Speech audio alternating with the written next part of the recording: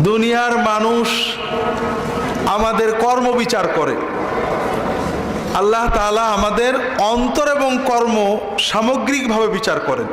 কাজেই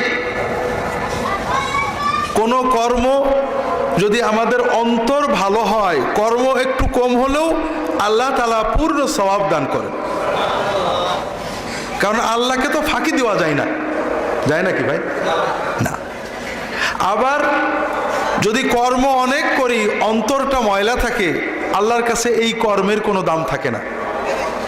এই জন্য প্রথমেই আমি নিজেকে এবং আপনাদের সকলকে নসিহত করি যে আমরা সকলেই আমাদের রবের সাথে আমাদের যে মূল সম্পর্ক, যেটা কেউ জানে না, শুধু আল্লাহ তাআলা জানেন, সেই জায়গাটাকে একটু ঠিক করে ফেলি। আল্লাহ তৌফিক দান করুন। আমিন।